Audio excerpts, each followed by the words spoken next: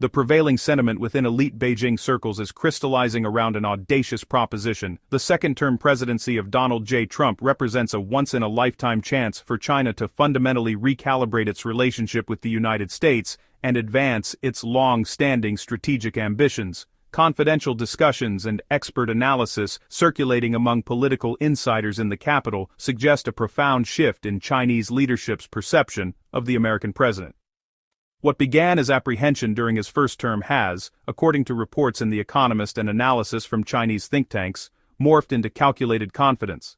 Beijing strategists now view Trump not as a formidable opponent, but as a uniquely malleable factor in their geopolitical playbook, a leader they believe to be really soft on China, in ways that transcend the traditional Republican foreign policy orthodoxy. This remarkable change in perspective stems from an assessment that Trump prioritizes transactional, personal, and domestic political gains over ideological confrontation, or the sustained preservation of the US-led global order. The consensus among China's elite is that they have found the specific pressure points and ego levers required to play the Trump card, offering an opening to pursue sweeping cooperation plans, and, critically, to neutralize core areas of bilateral dispute. The prevailing narrative from the first Trump administration's trade war was one of ideological and economic shock. American officials, under then-President Trump, escalated the trade dispute into a comprehensive ideological contest, directly challenging China's political and economic model. During Trump's first term as U.S. president, China was indeed a bit rattled. However, the mood today is markedly different. The fear has dissipated, replaced by a sense of measured defiance and strategic readiness.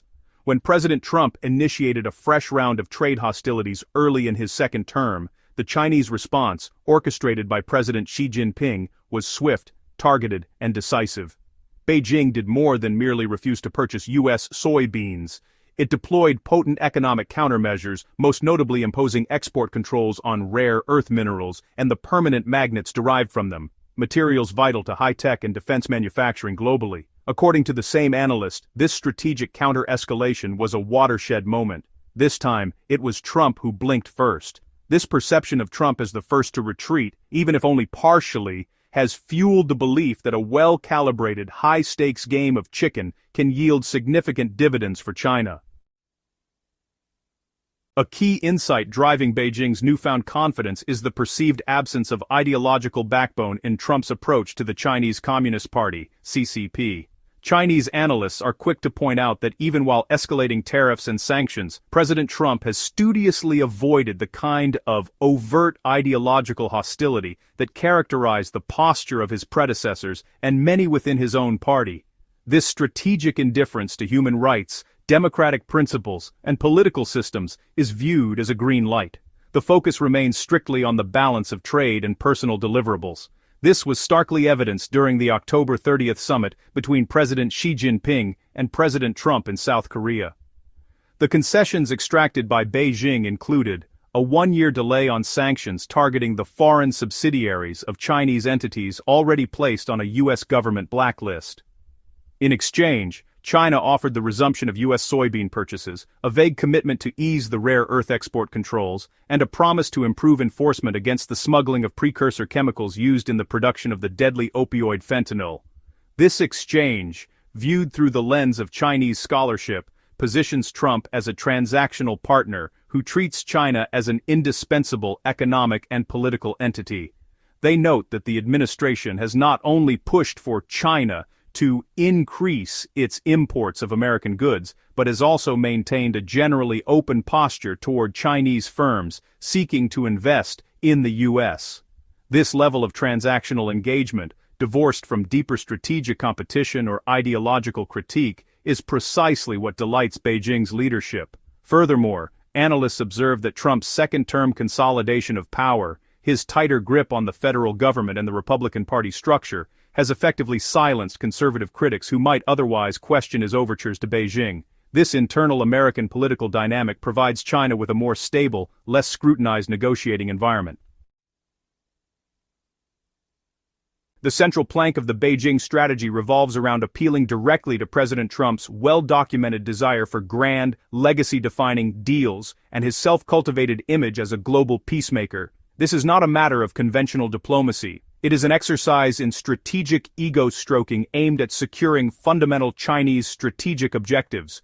The playbook began to manifest immediately at the recent summit, where President Xi Jinping offered a timely and public congratulation to Trump for his role in brokering the recent Middle East peace accord. This subtle but potent validation is intended to set the stage for far more ambitious requests.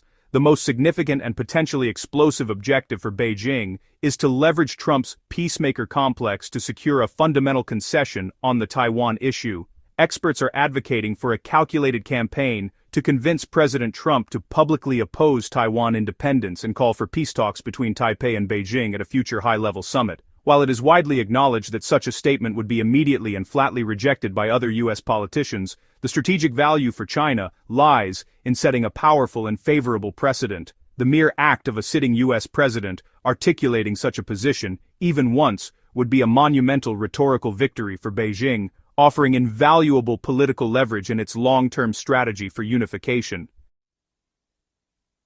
Beyond Taiwan, the peacemaker framework opens doors to easing regional tensions on Beijing's terms. 1. North Korea anxiety. China could potentially convince Trump to scale back joint U.S.-South Korea military exercises. Such a concession would be framed as a step toward de-escalation, aimed at satisfying North Korea's and, implicitly, China's own security jitters on its periphery. 1. South China Sea balance.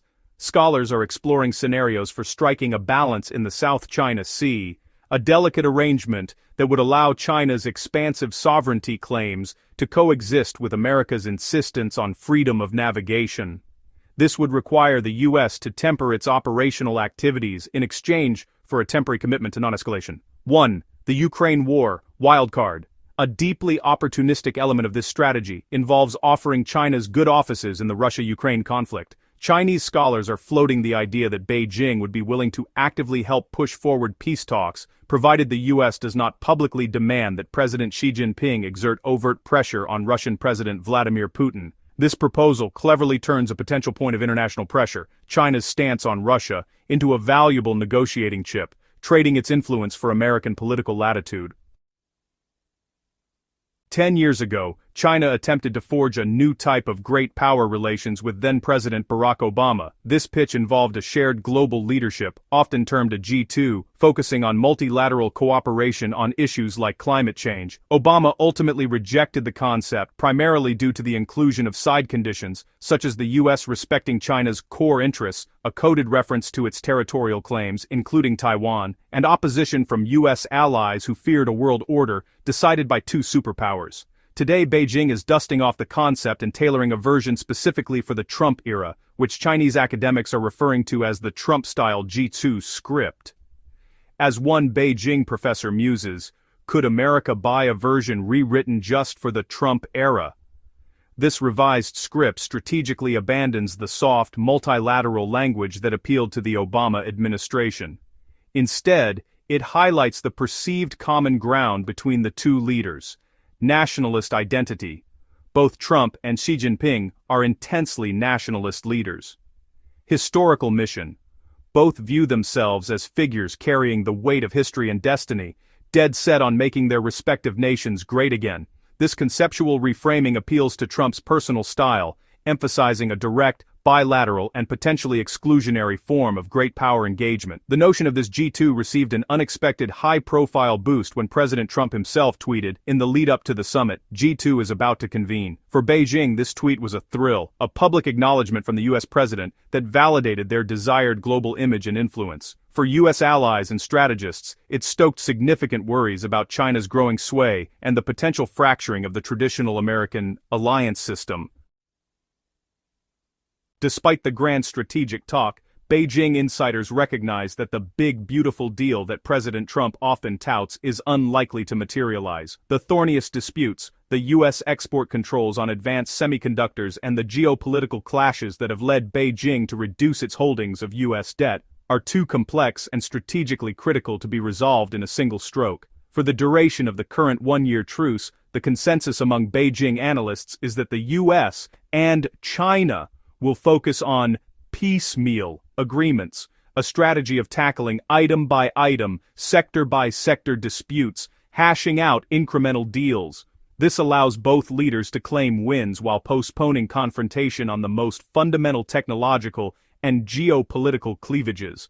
The broad consensus among Chinese government officials and independent experts remains: Trump is a historic opportunity for China due to his unpredictable policymaking and his administration's perceived chipping away at America's global standing. However, the exact methodology of how to fully exploit this trump card remains a controversial and closely debated question. The core challenge for Xi Jinping's team is transitioning from successfully rattling U.S. presidents, a tactic they have mastered, to successfully buttering up the current one to score genuine, broader strategic wins. If Beijing manages to pull off this sophisticated and high-stakes diplomatic maneuver, the hardline hawks in Washington will have plenty of reasons to lose sleep over the realignment of global power. Thanks for watching and joining us on this journey to unveil China's many layers. If you found this video insightful, please give it a thumbs up, share it with others, and hit that subscribe button to stay updated. See you in the next video.